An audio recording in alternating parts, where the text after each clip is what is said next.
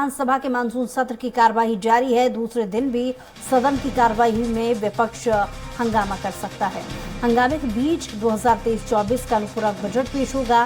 सरकार वर्तमान वित्तीय साल का पहला अनुपूरक बजट पेश करेगी।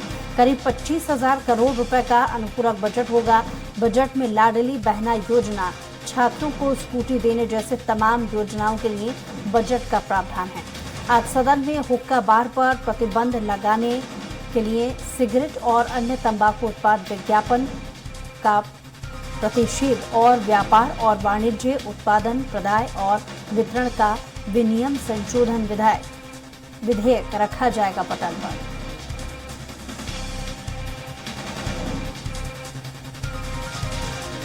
तो बड़ी खबर इस वक्त आपको बता रहे हैं।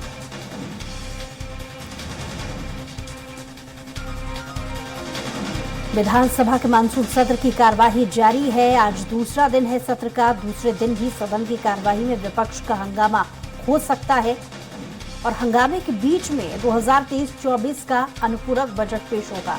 सरकार वर्तमान वित्तीय साल का पहला अनुपूरक बजट पेश होने जा रहा है आज। तो करीब 25,000 करोड़ रुपए का अनुपूरक बजट पेश होगा।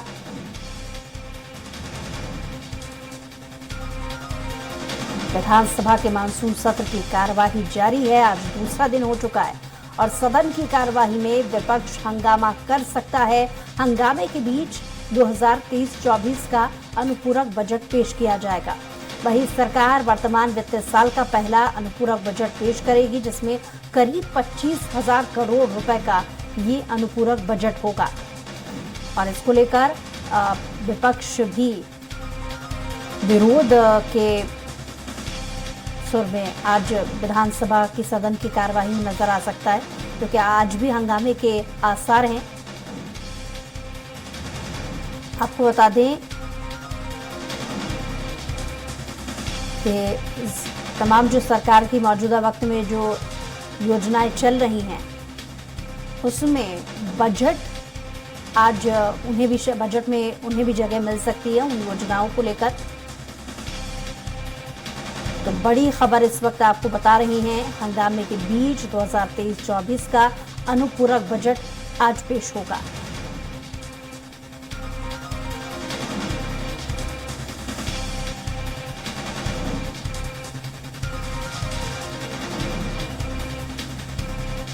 तो विधानसभा के मानसून सत्र की कार्यवाही लगातार जारी है। आज सत्र का दूसरा दिन हो चुका है। विपक्ष की तरफ से हंगामे के आसार हैं।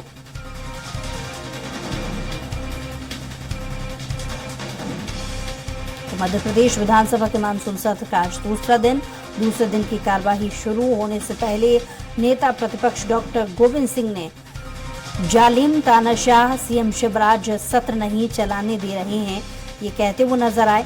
विपक्ष की बात नहीं सुन रहे हैं और जब तक सरकार स्थगन लाकर आदिवासी मुद्दे पर चर्चा नहीं कराती है, विपक्ष सदन की कार्यवाही नहीं चलने देगा, ये कहते हुए नेता प्रतिपक्ष भी नजर आए हैं और अंदाजा लगाया जा सकता है कि आज सदन में हंगामे के पूरे आसार हैं। वहीं दूसरी तरफ नेता प्रतिपक्ष ये कहते हुए नजर आए कि सरकार सौहार्द से सदन को चलाए।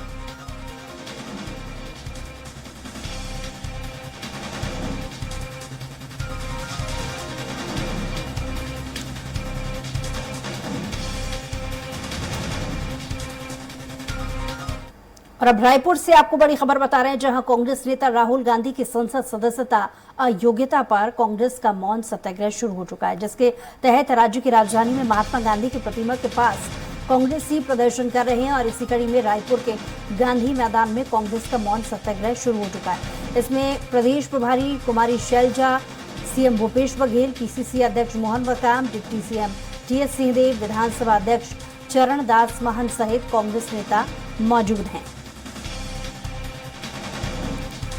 तो राहुल गांधी की सदस्यता खत्म करने को लेकर और जो कोर्ट की तरफ से फैसला आया है, उससे नाराज कांग्रेसी आज छत्तीसगढ़ में बड़े स्तर पर मौन धरना देने जा रहा है और राहुल गांधी के मानहानि केस में मौन धरना दे रहे हैं, सत्याग्रह कर रहे हैं ये कांग्रेसी। और ये लाइव तस्वीरें भी सामने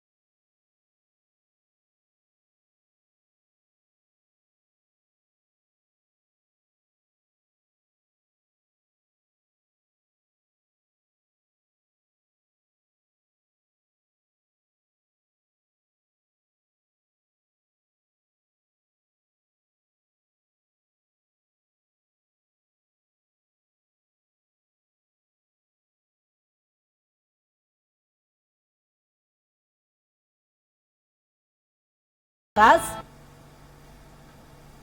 ये कांग्रेसी बड़े दिग्गज नेता एक साथ एक मंच पर मौन तरीके से प्रदर्शन कर रहे हैं और इसी पर ज्यादा जानकारी के साथ स्वराज संवाददाता हेमंत शर्मा हमारे साथ लाइव जुड़ गए। जी हेमंत, क्या अपडेट्स मिल पा रहे हैं? मौन तरीके से कांग्रेसी दिग्गज नेता एक साथ एकत्रित होकर मंच पर बैठे हैं, मौन तरीके से विरोध जाहिर कर रहे हैं, क्या तस्वीरें वहां पर? देखिए बुसरा, 7 जुलाई को जिस तरीके से सूरत हाई कोर्ट ने एक फैसला सुनाया राहुल गांधी के खिलाफ और जो सूरत कोर्ट का फैसला है उसको यथावत रखा था और उसके बाद से लगातार विरोध प्रदर्शन कांग्रेस की ओर से देखा जा रहा है। 7 जुलाई को ही अंबेडकर चौक पे कांग्रेस ने धरना दिया था राहुल गांधी के मानहानि मामले को लेकर और आज पूरे देश भर में कांग्रेस सत्याग्रह का आयोजन कर रही है। ये रायपुर के गांधी मैदान की तस्वीर है जहाँ पर मौन सत्याग्रह कांग्रेस का शुरू हो गया है और तमाम दिग्गज नेता आप देख सकते हैं तस्वीरों में, मुख्यमंत्री भूपेश बघेल, उप मुख्यमंत्री टीएस सिंहदेव, पीसीसी अध्यक्ष मोहन मरकाम, प्रदेश प्रभारी कुमारी सैलजा और तमाम जो मंत्री विधायक हैं उनकी उपस्थिति यहाँ पर है। इसके अलावा बड़ी संख्या में प्रदेश भर से कार्यकर्ता यहाँ पर पहुंचे हैं और पहले ही निर्देश दिया गया था तमाम जिला अध्यक्षों को कि बड़ी संख्या में कार्यकर्ताओं को इस मौन सत्याग्रह में लेकर आना है और अभी भी तमाम कार्यकर्ताओं के आने का सिलसिला यहाँ पर चल रहा है। इस पूरे मुद्दे को लेकर कांग्रेस पूरी तरीके से यहाँ पर आक्रामक नजर आ रही है और उनके जो पूर्व अध्यक्ष हैं राहुल गांधी, उनके साथ पूरी कांग्रेस यहाँ पर खड़ी हुई है। मुख्यमंत्री भूपेश बघेल यहाँ सत्याग्रह में शामिल हैं। कुछ देर बाद वो मीडिया से संबोधित करेंगे जब मौन सत्याग्रह से वहाँ उठेंगे, लेकिन अभी कोई भी नेता मौन सत्याग्रह में बैठने की वजह से मीडिया से बातचीत नहीं कर पा रहा है। लेकिन जिस तरीके से ये विरोध हो रहा है कांग्रेस की ओर से, वो एक तरीके से मैसेज देने की कोशिश है कि पूरी कांग्रेस पार्टी राहुल गांधी के साथ खड़ी हुई है और इसी तरीके का नज़ारा देश भर में आज देखने को मिल रहा है। ये रायपुर के गांधी मैदान की तस्वीर है जहां पर सभी दिग्गज नेता मौजूद हैं और इसी तरीके का विरोध आगे चलकर भी देखने को मिलेगा। जी, और क्योंकि हम देख रहे हैं अलग अलग राज्यों में भी राहुल गांधी की सदस्यता खत्म करने से नाराज जो कांग्रेसी अलग अलग राज्यों में अलग अलग तरीके से विरोध जाहिर करने की कोशिश कर रहे हैं। हमने देखा कि इसके पहले भी स्टेटमेंट काफी बड़े दिग्गजों द्वारा दिया गया था इसको लेकर के हाई कोर्ट ने जो फैसला दिया इस पर पुनर्विचार करना चाहिए, कोशिशें लगातार की जा रही हैं। आने वाले समय में इस पर और किस तरीके से विरोध जाहिर कांग्रेस कर सकती है, इसको लेकर कोई रणनीति अभी तक कांग्रेसी किसी बड़े दिग्गज नेता की वहां पर आपकी बातचीत हो पाई हो, कोई स्टेटमेंट दिया हो हेमंत? हाँ देखिए, सीधा राहुल गांधी की सदस्यता से जुड़ा ये मामला है और अगर इसी तरीके का फैसला, अभी तो सुप्रीम कोर्ट का रास्ता बचा है कांग्रेस के पास, राहुल गांधी के पास, अगर सुप्रीम कोर्ट से भी राहत नहीं मिलती तो एक बड़ा झटका होगा। लेकिन उससे पहले मौन सत्याग्रह देश भर में हो रहा है और इसी तरीके के विरोध की जो रणनीति है वो कांग्रेस ने आगे भी बनाई है। अलग अलग स्तर पर प्रदर्शन होगा और कांग्रेस कतई इस मुद्दे को छोड़ना नहीं चाहती। हालांकि अभी कुछ नेताओं से हमारी बातचीत नहीं हो पाई है, लेकिन सुबह जब कांग्रेस के प्रदेश प्रभारी कुमारी सैलजा एयरपोर्ट पहुंची, इसके साथ साथ राज्यसभा सांसद रंजीता रंजन यहाँ पर पहुंची, तब हमने उन्होंने बात किया था और साफ तौर पर सभी नेताओं का यही कहना था। कुमारी सैलजा ने जब मीडिया से बातचीत वो कर रही थी तो उनका यही कहना था कि लोकतांत्रिक तरीके से केंद्र सरकार काम कर रही है, वो कोर्ट के फैसले का सम्मान करती है, लेकिन जिस तरीके से राहुल गांधी के खिलाफ साजिश रची जा रही है वो कतई बर्दाश्त नहीं किया जाएगा। और आज देश भर में मौन सत्याग्रह तो हो रहा है, लेकिन ये विरोध की जो रणनीति है वो आगे भी जारी रहेगी। जी, और क्योंकि इस मौन सत्याग्रह को एक नाम कांग्रेसियों द्वारा ये भी दिया गया था कि लोकतंत्र सत्याग्रह, जहां पर मंच के माध्यम से तमाम जो दिग्गज नेता हैं उनकी ये कोशिश आज रहने वाली है इस मौन सत्याग्रह के जरिए कि कैसे लोकतंत्र की हत्या हो रही है। तो आपकी किसी से अभी तक बातचीत हो पाई है हेमंत? देखिए, इस पूरे घटना को लेकर कांग्रेस का विरोध प्रदर्शन अलग अलग स्तर पर पहले भी होता रहा है। जब राहुल गांधी की संसद सदस्यता को लेकर बात सामने आई थी, सूरत कोर्ट ने फैसला सुनाया था, उस समय दिल्ली में भी प्रदर्शन हुआ था, सभी कांग्रेसी छत्तीसगढ़ के वहां पर शामिल हुए थे और उसके बाद सत्याग्रह एक बार फिर से हो रहा है। मैं एक तस्वीर दिखाना चाहूंगा, ये पोस्टर आप देख सकते हैं, इसमें साफ पर लिखा है लड़ेंगे जीतेंगे, जय हिंद जय संविधान। ये स्लोगन कांग्रेस के पोस्टर में दिख रहा है और कांग्रेस नेताओं से हमारी बातचीत हुई थी सुबह, उनका यही कहना था कि लोकतांत्रिक तरीके से पूरा काम हो रहा है और केंद्र सरकार टारगेट कर रही है जानबूझकर राहुल गांधी को, क्योंकि उनको लगता है प्रधानमंत्री के वो सबसे बड़े दावेदार हैं। हालांकि कांग्रेस की ओर से अभी भी इस तरीके की स्थिति साफ नहीं की गई है, लेकिन फिर भी कांग्रेस के अधिकतर नेताओं का यही कहना है कि राहुल गांधी प्रधानमंत्री पद के उम्मीदवार हैं।